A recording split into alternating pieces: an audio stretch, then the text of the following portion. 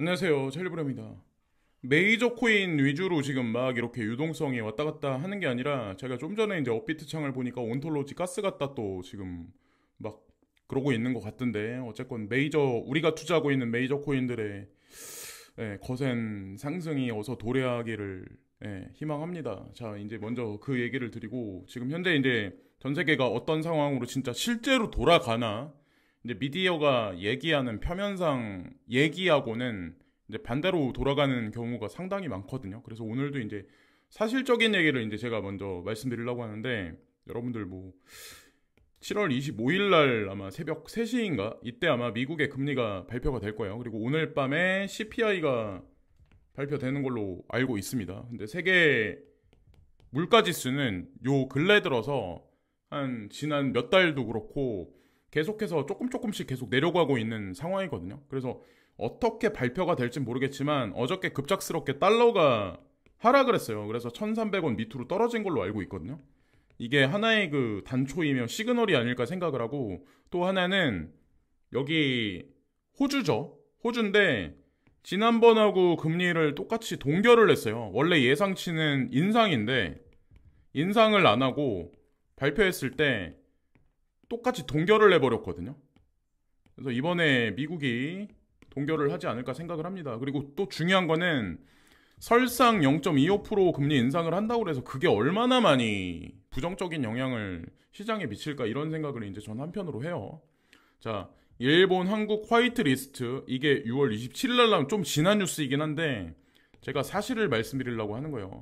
4년 만에 복원, 수출 규제 모두 해제라고 여기 나와 있죠. 그러니까 아시겠지만 미디어는 한국과 일본에 관해서 서로 적대적인 관계다. 뭐 이런 얘기들 되게 많이 했었죠. 근데 급작스럽게 이 얘기가 나왔어요.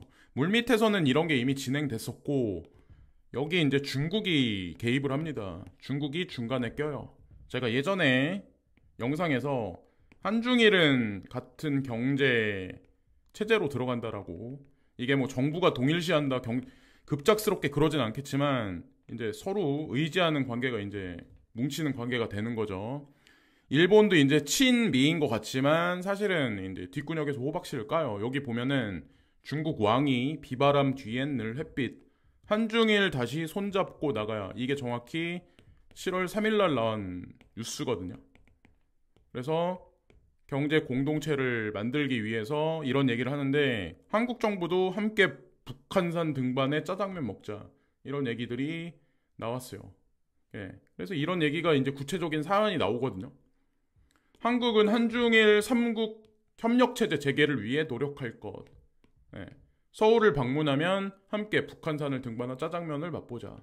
예, 그리고 일본도 마찬가지로 이제 비슷한 언급을 했었어요. 그래서 어쨌건 뭐 라인페이가 됐건 카카오페이가 됐건 위챗페이, 알리페이 제가 그것과 연계해서 어쨌건 같은 동일하게 뭐 이렇게 무역 체계도 이제 화이트리스트 해제를 한다는 자체가 사실 의미가 있는 거죠. 그리고 이제 알리바바 얘기를 이제 이번에 상승장은 동아시아가 이끄는 중국이 자 홍콩을 앞세워서 웹3 시장에 그리고 싱가포르를 앞세워서 이제 움직인다라고 제가 계속 그걸 중심에 코어에 두고 이제 말씀을 드렸던 것 같은데 여기 보면 비트겟 X, VASP 자 가상자산 인제 거래 라이센스 같은데 알리바바 부사장이 여기 이 히스토리가 있는 사람이 관련돼 있습니다. 비트겟 X하고 제가 이걸 왜 말씀드리냐면 여기 보세요. 이 예전 뉴스이긴 한데 이것도 알리바바 신임 CEO 중국에서 암호화폐에 대한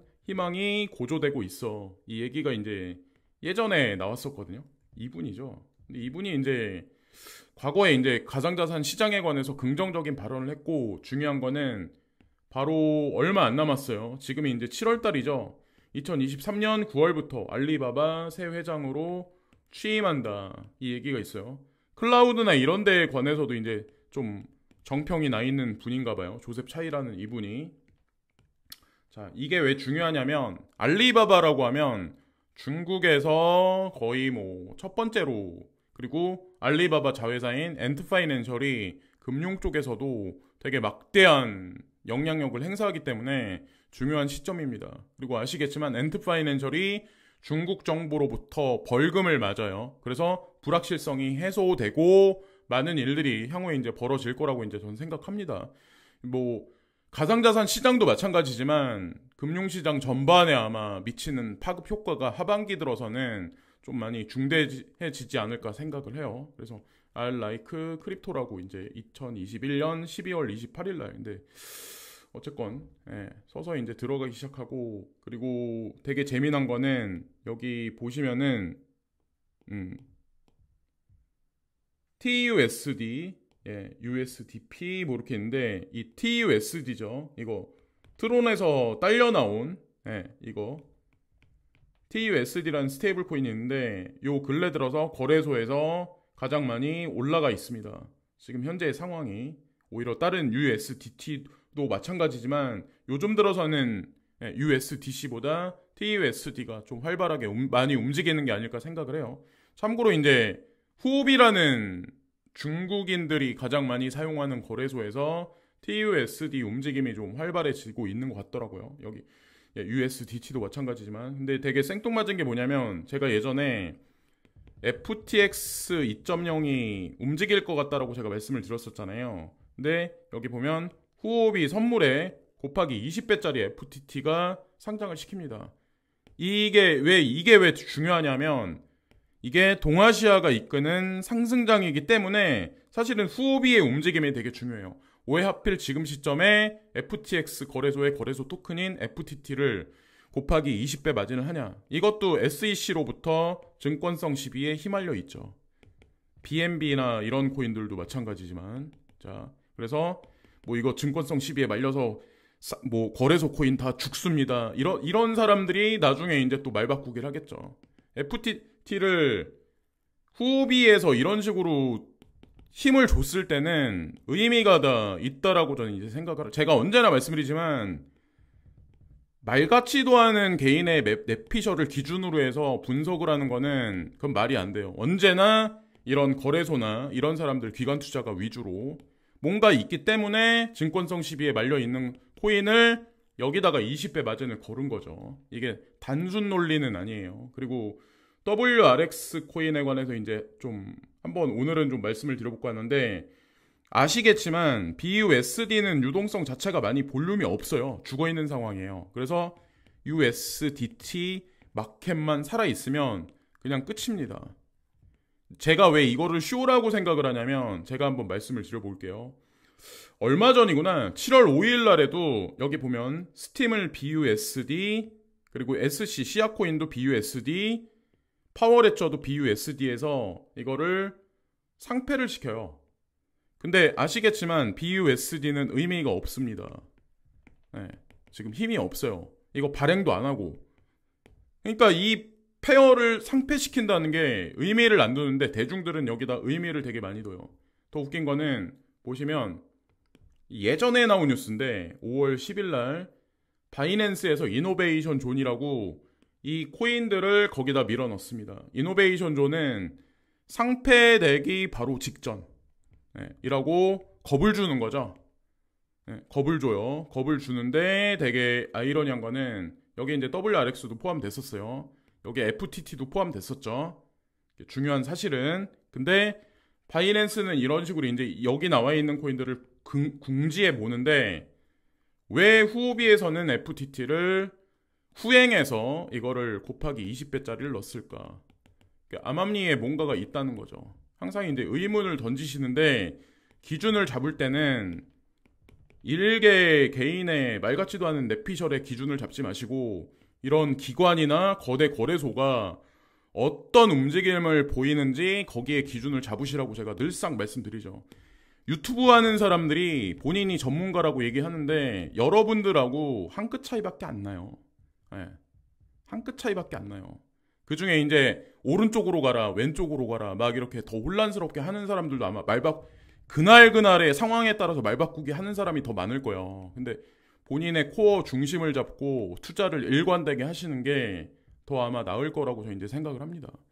이번 주에 시작되는 메타, 트위터 대체 스레드 그래서 아시겠지만 예전에 물리적으로 뭐 링에서 싸우겠다 이런 얘기 있었는데 요즘 들어서 이제 돌아가는 걸 보면 뭐 물리적인 그런 게 아니라 예? 보면 뭐 스레드라는 이거를 발표하면서 뭐 엄청나게 많은 사람들이 가입을 했다 이런 얘기들이 있더라. 트위터보다 더 낫다 이런 얘기들이 있더라고요. 그래서 또 다음에 뭔가를 또 앨런 머스크가 이쪽에서도 뭔가 발표를 하지 않을까 저는 생각을 해요. 분명히 도지하고 관련해서 분명히 호재거리를 분명히 던질 거라고 이제 저는 생각을 합니다. 제가 도지코인 나쁘지 않다라고 계속 강조해서 말씀을 드렸었던 것 같아요. 그리고 이거는 세계 인구에 관한 건데 그냥 직관적으로 우리가 볼 수 있어요. 예.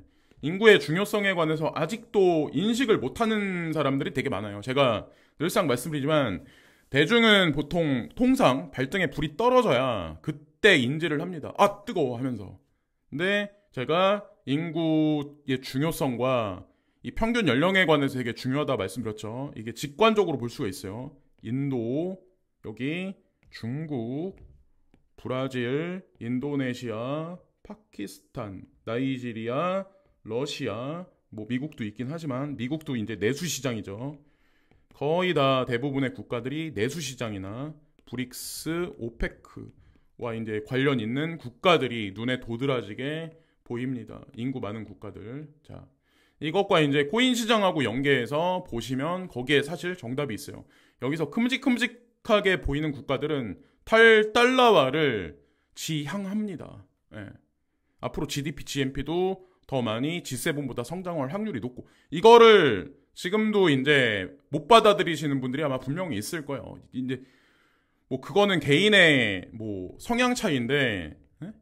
항상 이제 제가 말씀드리지만 발등에 불이 떨어지고 눈으로 직접 뉴스에 나와 공중파 뉴스에 나와야 그걸 이제 믿으시는 분. 그러니까 지금 나오는 뉴스를 그대로 믿는 분들이 뒤통수를 맞겠죠. 애널리스트 비트코인 현물 ETF 승인은 암호화폐 부정적일 수 있다. 이 얘기도 이제 보시면은 비트코인 ETF가 승인 나면 그때서부터 하락할 수도 있어. 이 얘기를 하는 거죠. 그래서 소문에 사서 뉴스에 팔아라. 뭐 이 얘기가 아마 적용되지 않을까 저희 이제 생각을 해요. 그래서 뭐 어쨌건 하반기에 스팟 ETF 승인에 관해서 기대감이 많이 증폭돼 있는 시점인데 자 어쨌건 지켜보시죠. 자 여기까지 말씀드리면서 오늘 방송도 마치겠습니다. 오늘 하루도 좋은 하루 되세요. 감사합니다.